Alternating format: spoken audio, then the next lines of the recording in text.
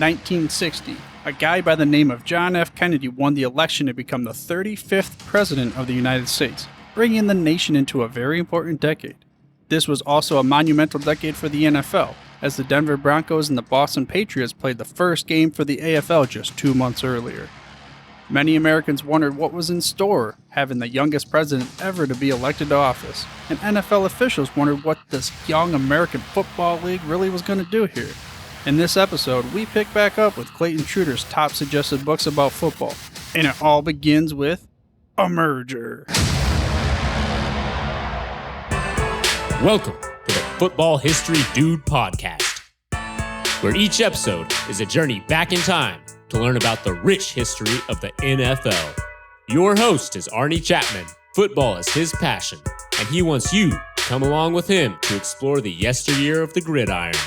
So hop on board his DeLorean, and let's get this baby up to 88 miles per hour. Great Scott! This time as we step off our DeLorean, the date is June 20th, 2019, and you're sitting next to me on the mic interviewing Clayton Trutor, who happens to be our guest this week again.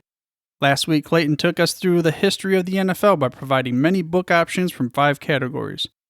If you have not listened to that episode, I suggest you go ahead and check that one out first. But before we get back into this crazy web of gridiron knowledge nuggets, I want to give you a reminder. Dr. Clayton Trutor is a historian and a sports writer. He writes about college football and basketball for SB Nation at Down the Drive and Underdog Dynasty.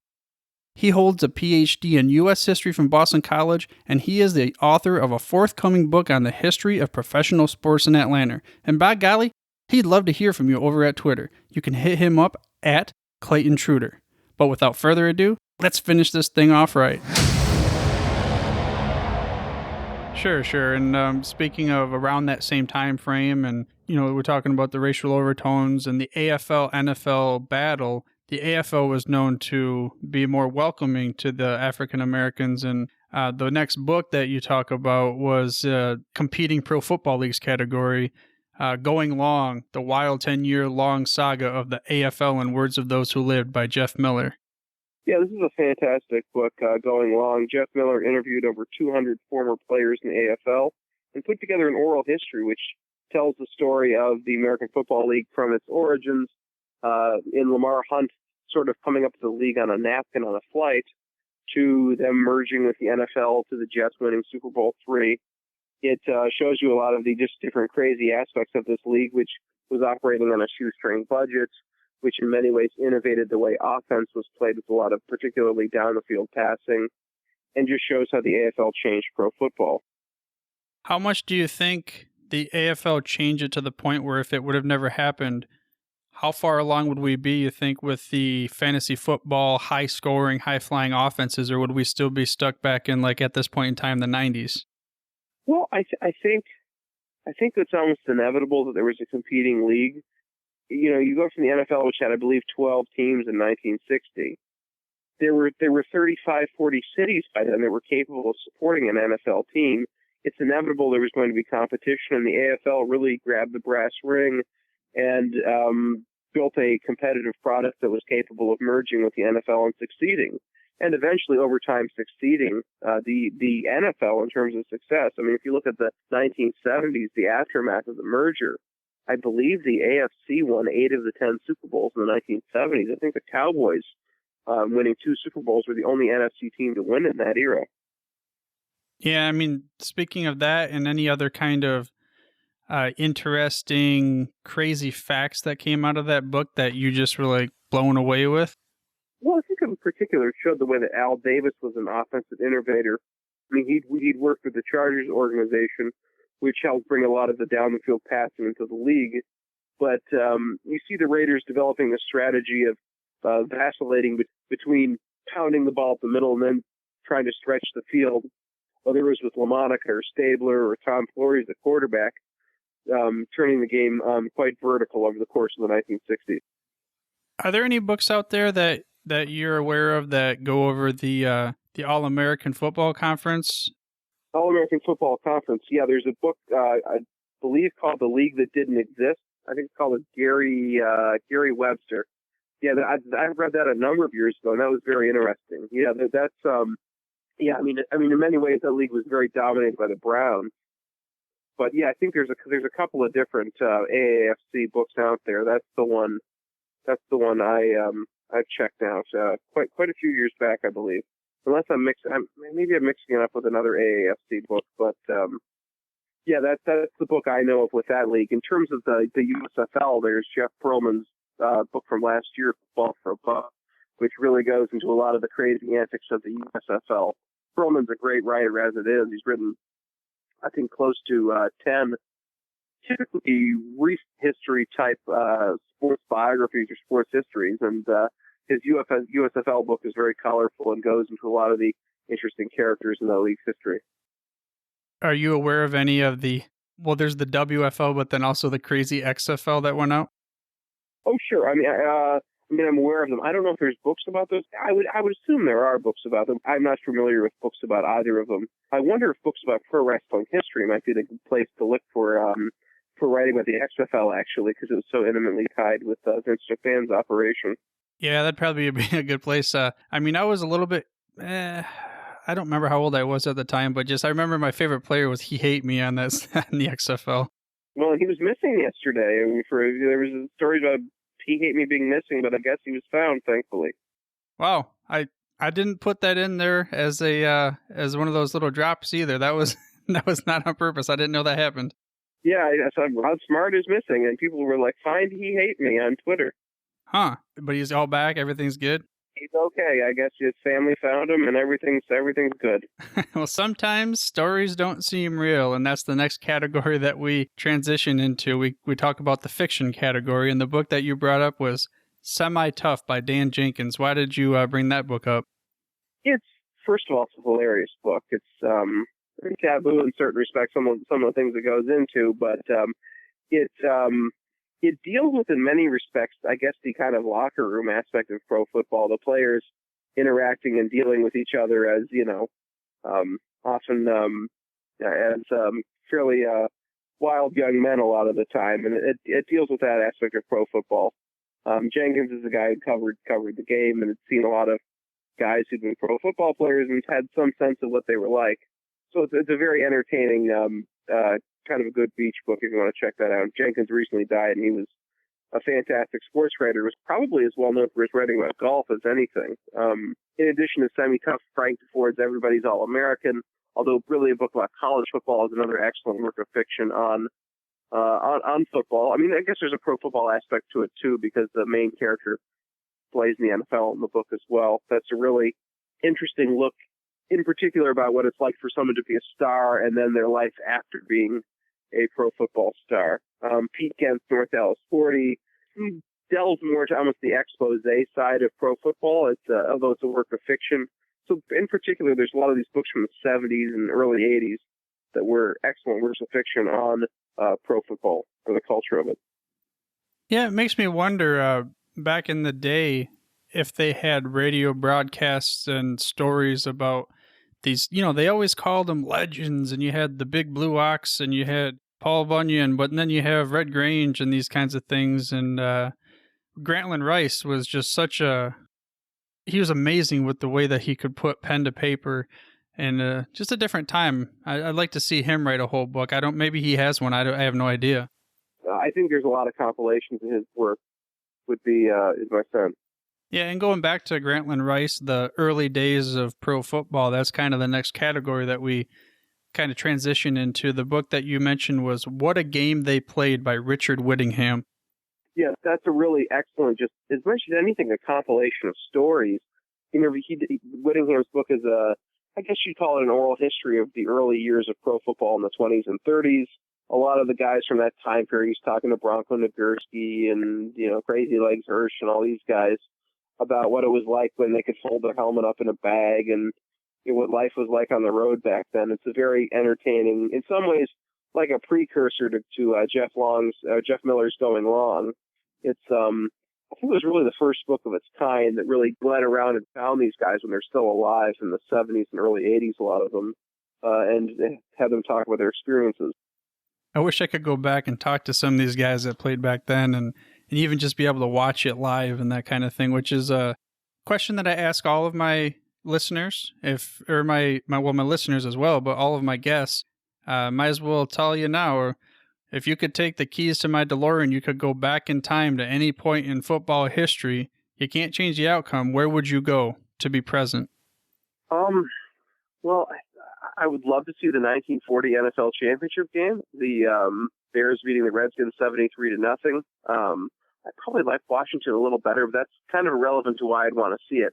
I'd be very curious to see George Halas putting the T formation into action for the first time and just seeing how effective it was in that context. So that might be my choice. I'd be very interested in seeing some of the AFL games of the 1960s. I'd love to have seen one of the Steelers-Cowboys Super Bowls. I think those would be the first things that come to mind. Maybe Super Bowl III, of course. I'm a Jets fan, so that certainly plays a prominent role in our team's history. So if you could actually change the outcome of any game in history, which one would it have been?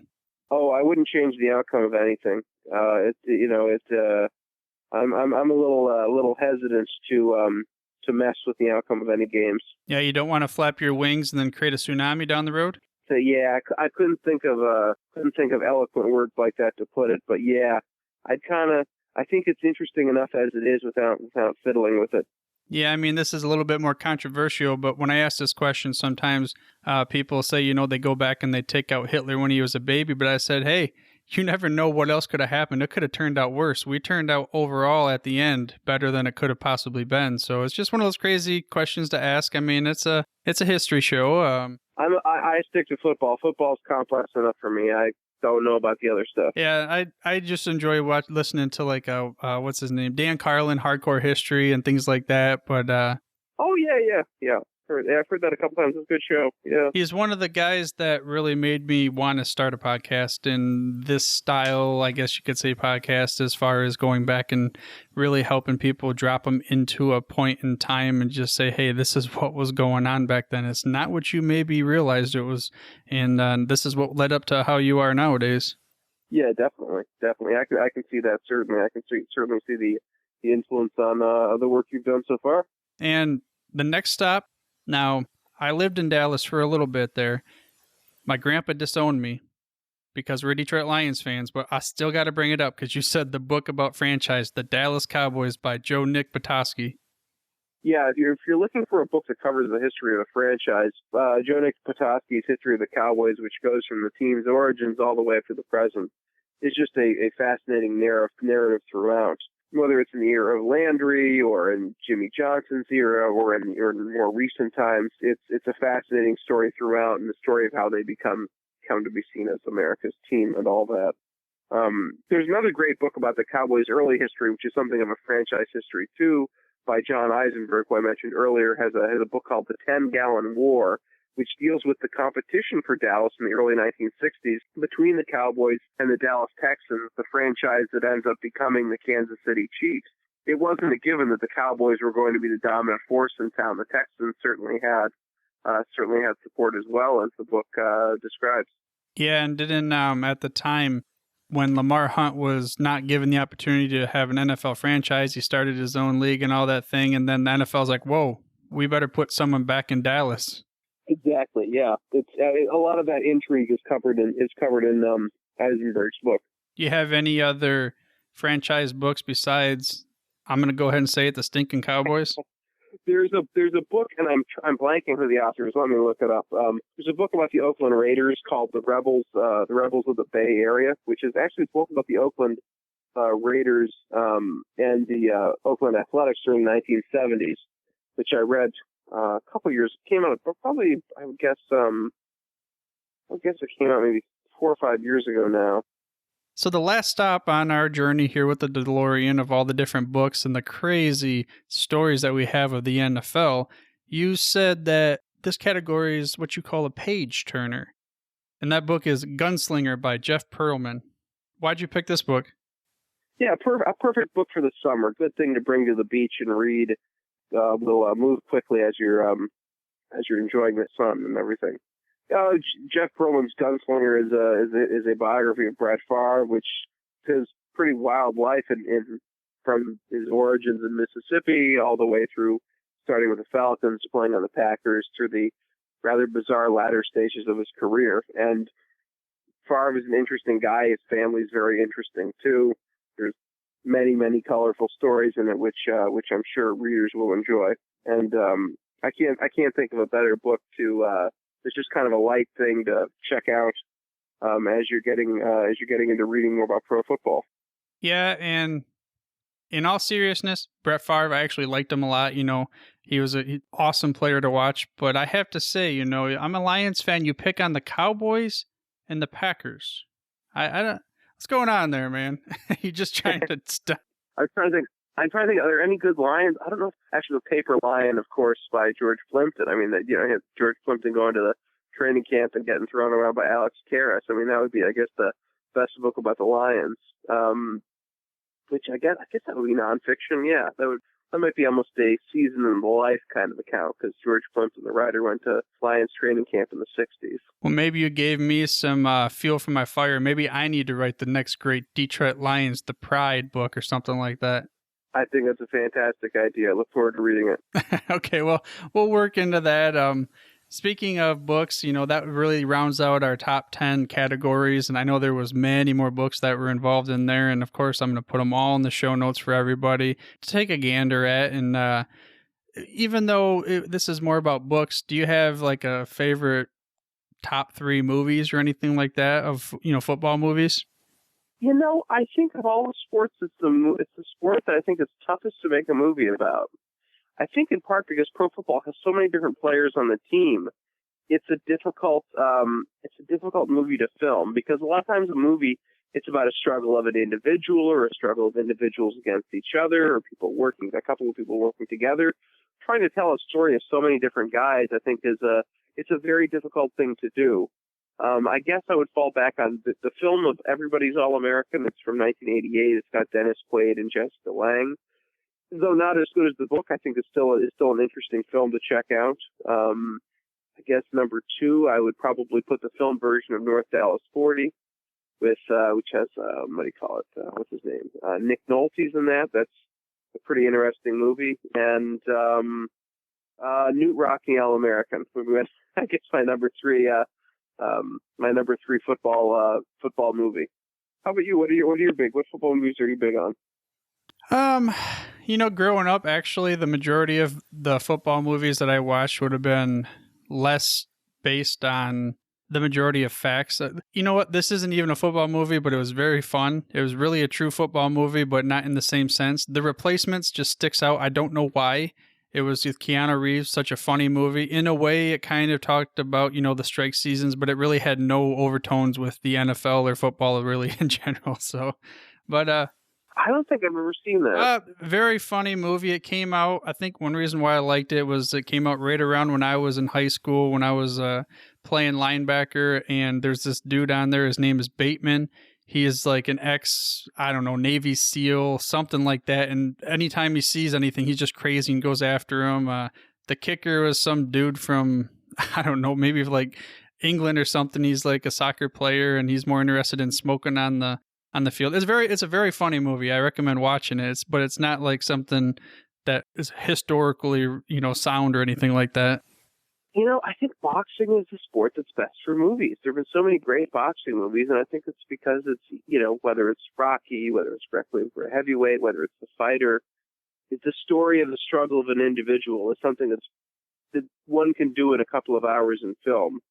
It's funny that even though the sport of boxing, its popularity has gone down, there are always great boxing movies coming out. Yeah, and I think that's part of because, like you said, you can see a person. Normally it's going to be someone that's going to be down in the dumps, or they're going to be the underdog or whatever it is, but then that they rise to the occasion and they end up winning. So it's just people want that with their own lives. They can always relate it to whatever they're going through in their own life. Hey, Rocky did this, I can handle it. Or what's that other guy's name? Oh, I can't remember, with Russell Crowe. Cinderella Man. Yeah, I mean, that kind of thing. Like people can always relate, and it's like you said, it's an individual I can relate to, as opposed to there's all these people on the team. I can relate kind of to that one. I can relate kind of to this one, and I guess that goes back to another movie I did like was Remember the Titans with Denzel Washington. It really kind of was a good understanding of how teams. There was that segregation but as a unit, as a team, we come together. No matter what's happening outside the world, football brings us together, and I really like that. I forgot about that one. I'll make that my number 3. That is a good movie. All right, edit the list here. Put it on the board. Speaking of movies and all that kind of thing, and it's cool because this is the 100th season of the NFL coming up. Is that anything of significance with any of your sites, or are you guys going to be promoting it in any way that you'd like fans to come check out? Well, I'd love people to come check me out on Twitter at ClaytonTrutor at Clayton Trutor. I write for SB Nation at Down the Drive, which covers Cincinnati athletics, downthedrive.com.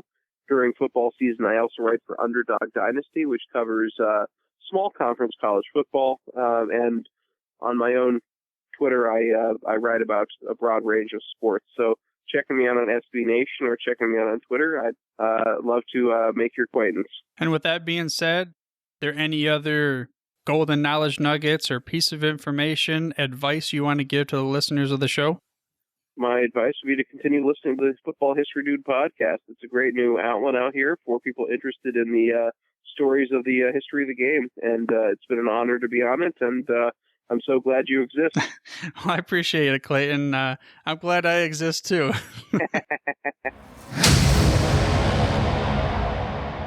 Well, I thought this guy was a smart dude considering he earned his PhD from Boston College. But with that advice that he gave to continue to listen to this show, I must say, he turned himself into a modern-day William James Sidus. And if you don't know that name, well, I tell you what, you better look it up on my website, y'all. Again, Clayton Trutor covered many books on these 2 past episodes, and if you're interested in checking any of them out or learning more about Clayton, you can head to thefootballhistorydude.com/Clayton Trutor. That's ClaytonTrutor. Again, that's thefootballhistorydude.com/Clayton Trutor. On the page, there are many ways for you to enjoy these books. There's even ways for you to get 2 free audiobooks from either audiobooks.com or Audible. There's also a link for a free month of Kindle Unlimited. That way you can enjoy these books and many of your other favorite books in any fashion for free. Whatever you fancy, go ahead and take after it. Get some, go ahead and read them, and for surely, why don't you go ahead and subscribe for free to this show by mashing that little subscribe button in your podcast player of choice. That way you get the hottest, freshest off the press episodes each and every week. With that being said, though, I truly do hope that you enjoyed these past 2 episodes and were able to gain some gridiron knowledge nuggets about various books you can check into from our guest, Clayton Trutor. Next week, we start prepping for Hall of Fame 2019. First, we'll take a look back at last year's ceremony, and then you'll learn how this year's Elite 8 were selected. But for now, dudes, I'm through if you're through. Thank you for listening to this episode of the Football History Dude.